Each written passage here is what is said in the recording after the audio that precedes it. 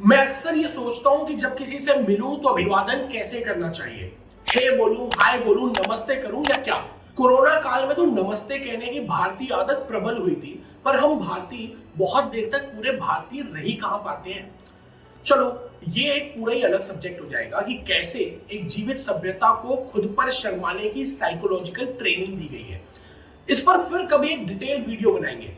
मुझे comment section में जरूर बताना कि क्या आप इस बात से सहमत हैं कि हम भारतीयों को अपनी संस्कृति के प्रति और जागरूक होना चाहिए या नहीं। वापस आते हैं अपने आज के टॉपिक पर कि यार किसी से मिले तो ग्रीट कैसे करना चाहिए।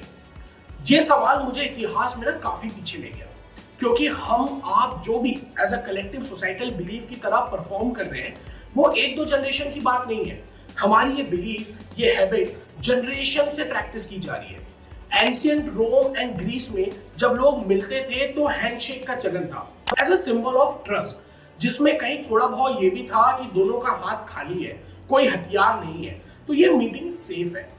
साथ ही कई जगह ये भी उल्लेख मिलता है कि इन प्राचीन सभ्यताओं में लोग ग्रीटिंग गेस्चर के तौर पर एक दूसरे को किस करके अभिवादन करते थे। अगर इक्वल रैंक के हैं तो होठों पर, और अगर कोई आपसे छोटे ओहदे पर है तो उसके गालों पर किस करते थे।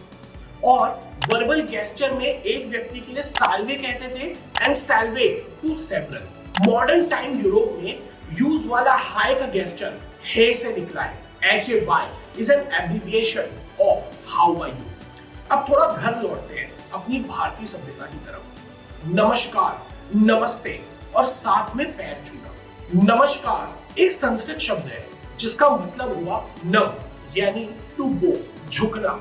एज मतलब टू एग्जिस्ट, और कर का अर्थ हुआ करना, यानी मैं आपके सामने सम्मान के भाव से झुकता हूं। इसलिए नमस्कार शब्द का प्रयोग ईश्वर या अपने से बड़ों के लिए करना चाहिए। नमस्ते अपने से या ओहदे में छोटे व्यक्ति या साथियों के लिए प्रयोग कर सकते हैं।